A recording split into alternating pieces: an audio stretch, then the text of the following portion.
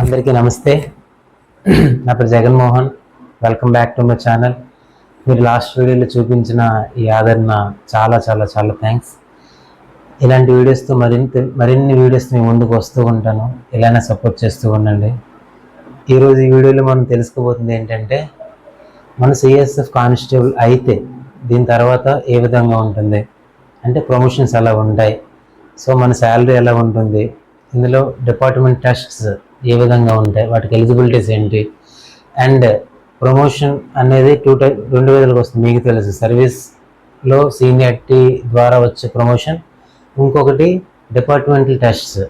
So మనకు ఒక eligibility ఉండాలి, ఎడ్యుకేషనల్ ఎలిజిబిలిటీ. దీని ప్రకారంగా టెస్ట్ రాసి అందులో పాస్ అయితే వచ్చే ప్రమోషన్ ఎలా ఉంటాయి ఇవి. దీని తర్వాత పోస్టింగ్ డీటెయిల్స్ ఎలా ఉంటాయి, ఎన్ని సంవత్సరాలు పోస్టింగ్ వస్తూ ఉంటుంది, సో మాకు రెగ్యులర్ వీక్లీ ఆఫ్ ఉంటుందా లేదా, ప్రైవేట్ జాబ్స్ అండ్ అందరూ చేసే కార్పొరేట్ జాబ్స్తో పోటీ చేసుకుంటే మా జాబ్ ఎలా ఉంటుంది, ఈ వీటన్నిటి గురించి వీడియోలో మాట్లాడుకుందాం. సో నేను ఇలా మాట్లాడుతున్నానంటే ఇదే నా కొత్త వీడియో, సో మీరు అర్థం చేసుకుంటారు అనుకుంటున్నా. సో ముందుకు వెళ్దాం వీడియోలో. ఓకే సిఐఎస్ఎఫ్ అంటే central industrial security force. So ఇందులో మేము ఏం చేస్తామంటే, గవర్నమెంట్ సెక్యూర్డ్ కంపెనీస్ ఉంటాయి కదా, government owned companies or government occupied companies, పెద్ద పెద్ద ఇండస్ట్రీస్ ఉంటాయి కదా, వీటిని సెక్యూర్ చేస్తూ ఉంటాం. Like NTPC and airports and ports, ship yards, వీటన్నిటిని మేమే సెక్యూరిటీ ఇస్తూ ఉంటాం. ఇది సెంట్రల్ హోమ్ మినిస్ట్రీ అండర్లోకి వస్తుంది. దీంట్లోకి మీరు రావాలంటే ఎవ్రీ ఇయర్ ఎస్ఎస్సి ద్వారా వచ్చే సిఏపిఎఫ్ కానిస్టేబుల్ జీడీ ద్వారా కూడా రావచ్చు యాజ్ ఎ కానిస్టేబుల్ జీడీగా. లేదు సిపిఓ నోటిఫికేషన్, అది కూడా ఎస్ఎస్సి త్రూనే రావచ్చు, డైరెక్ట్ సబ్ ఇన్స్పెక్టర్. కానీ మీరు కానిస్టేబుల్గా వచ్చి సబ్ ఇన్స్పెక్టర్ కూడా వెళ్ళొచ్చు. అది ఎలా అంటే, మన సర్వీస్ ఒక కానిస్టేబుల్ జీడీగా మీరు ఇందులో వచ్చిన తర్వాత 5 years క్లీన్ సర్వీస్ ఉండాలి. ఏ చిన్న మచ్చ ఉండకూడదు, ఎవరితో అంటే ఎవ్రీ ఇయర్ మాకు ఏపీఆర్ ఉంటుంది, యాన్యువల్ పర్ఫార్మెన్స్ రిపోర్ట్. ఇది కార్పొరేట్ ఆఫీస్లో చేసే ప్రతి వాళ్ళు ఉన్నట్టుగానే గవర్నమెంట్ చేస్తున్న మాకు కూడా ప్రతి ఒక్కడికి ఉంటుంది. ఇది క్లీన్గా ఉండాలి, వెరీ గుడ్ అయి ఉండాలి. అలా అయితే మాత్రమే మీరు డిపార్ట్మెంట్ టెస్ట్కి ఎలిజిబిలిటీ వస్తుంది. ఏ ఒక్క సంవత్సరమైనా సరే వెరీ గుడ్ బదులు గుడ్ వచ్చినా దీన్ని మీరు ఎలిజిబిలిటీ ఉండదన్నమాట. సో మీరు 5 years క్లీన్ సర్వీస్ అయ్యి, వెరీ గుడ్ సర్వీస్ అయ్యి ఉంటే కనుక ఎల్డిసిఈ, లిమిటెడ్ డిపార్ట్మెంటల్ కాంపిటేటివ్ ఎగ్జామినేషన్, ఇది నోటిఫికేషన్ పడినప్పుడు దానికి అప్లై చేస్తే, అది కూడా సేమ్ 1600 meters రన్నింగ్ చేయాలి, ఎగ్జామ్ ఉంటుంది, అది కూడా క్వాలిఫై అవ్వాలి. మెడికల్ టెస్ట్, కానిస్టేబుల్ జీడీ, సిపిఓ, ఎస్ఐకి అయ్యేటట్టుగా దీనికి కూడా నోటిఫికేషన్ అవుతుంది. ఇది మీరు క్లియర్ చేస్తే అప్పుడు ఏఎస్ఐ ఎగ్జిక్యూటివ్ అవుతారు. అర్థమైందా? సో ఏఎస్ఐ ఎగ్జిక్యూటివ్ అయినా 4-5 సంవత్సరాలకి మీకు ప్రమోషన్ వస్తుంది కానిస్టేబుల్ జీడీ ఎగ్జిక్యూటివ్లో. సో మీరు కానిస్టేబుల్ నుండి ఎస్ఐ వరకు కూడా వెళ్ళగలరు. అది మీరు చదువుతా, నాకు గోల్ ఉంది, ఆ గోల్ని నేను అచీవ్ చేస్తా, ఇంకా చదువుతా, నేను కానిస్టేబుల్ జీడీతోనే అయిపోలేదు లైఫ్. మీకు ఏజ్ ఉన్నంత వరకు మీరు కష్టపడండి. సో ఇంకా మీరు ముందుకు వెళ్ళగలరు. అర్థమైందా? ఇదే కాకుండా మీకు ఇంకొక షాకింగ్ న్యూస్ చెప్పనా, చాలామందికి ఫోర్స్లో ఉన్న వాళ్ళకి తెలుసు, చాలామంది తెలియదు. ఇది ఏంటంటే, ఫర్ ఎగ్జాంపుల్ మీరు 18-19 సంవత్సరాల్లో కానిస్టేబుల్ జీడీగా వచ్చేసారు. అర్థమైందా? ఇక్కడ ఒక ఇంట్రెస్టింగ్ విషయం చెప్తాను చూడండి. మీరు కానిస్టేబుల్ జీడీగానే వచ్చారు, 19 సంవత్సరాలకు ఒక అబ్బాయి వచ్చాడు. తను ఒక 5 yearsలో క్లీన్ సర్వీస్ చేసుకొని, అర్థమైందా, ఎవ్రీ ఇయర్ దానికి వెరీ గుడ్ వస్తుంది, ఏపీఆర్లో వెరీ గుడ్ అని వస్తుంది. దాని 5 years తర్వాత LDC, limited department competitive examination, దీన్ని క్లియర్ చేసి ఏఎస్ఐ అవుతారు కదా. ఏఎస్ఐ అయిన 5 years or 6 years కల్లా సబ్ ఇన్స్పెక్టర్ అవ్వచ్చు, సీనియారిటీ ప్రకారం అవుతుంది. దీనికి ఎటువంటి టెస్ట్ ఉండదు.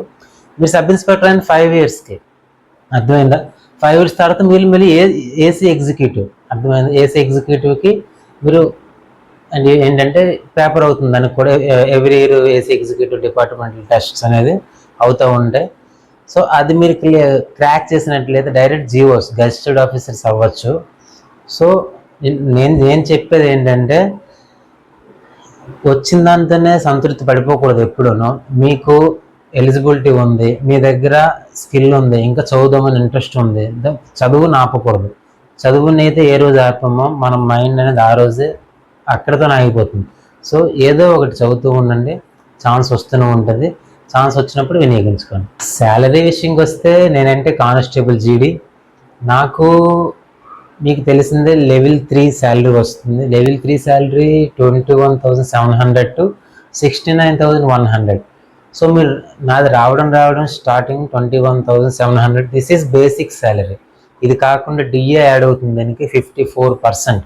21,700కి 54% డిఏ కనుక మీరు యాడ్ చేస్తే అది నా శాలరీ అవుతుంది. ఇదే కాకుండా ఇంకా హెచ్ఆర్ఏ, హౌస్ రెంట్ అలవెన్స్ అని ఉంటుంది.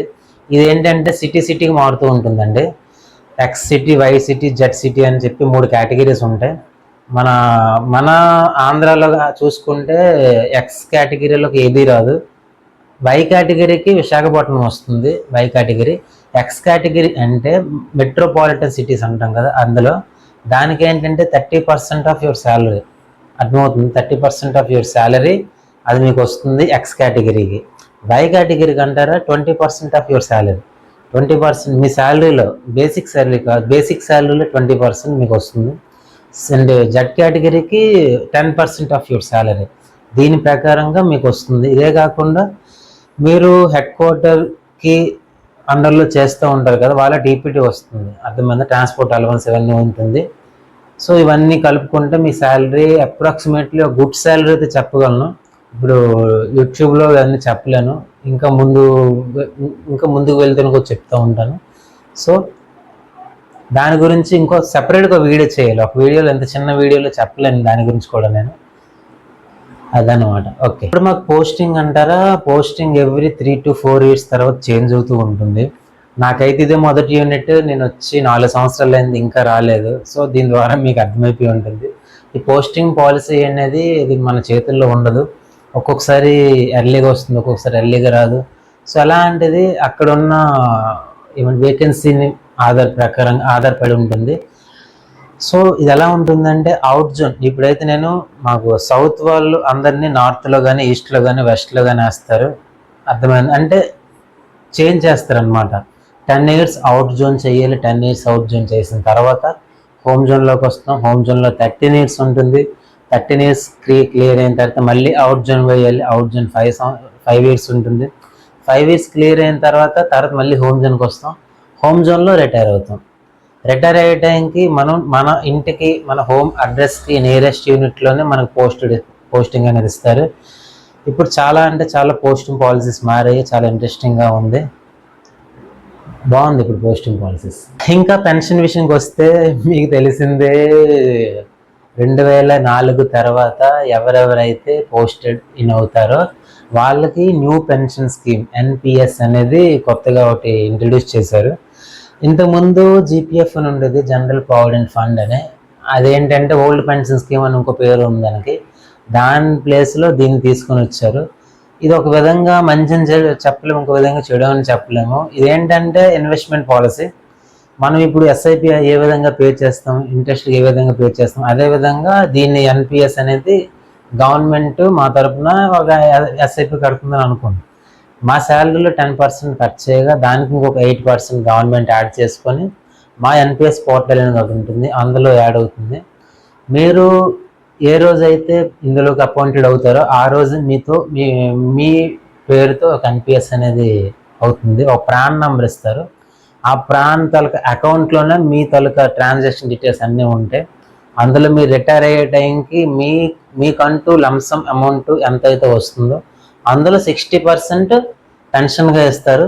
ఇంకా 40%ని శాలరీ, ఇంకో 40% పెన్షన్, సారీ 60% లంసమ్ అమౌంట్గా మన చేతికి ఇస్తారు.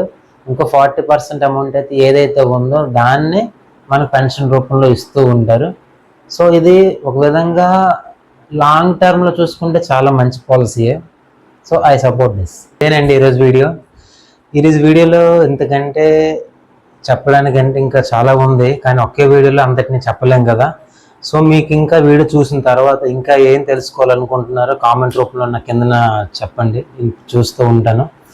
సో ఇలాంటి వీడియోస్, మంచి మంచి వీడియోస్ ఇంకా మీరు చూడాలనుకుంటే ఛానల్ సబ్స్క్రైబ్ చేయండి. ఈ వీడియో కనుక మీకు నచ్చినట్లయితే చాలామంది ఇంకా షేర్ చేయండి, సబ్స్క్రైబ్ చేయండి, ఇలానే సపోర్ట్ చేయండి. Thank you. జై హింద్.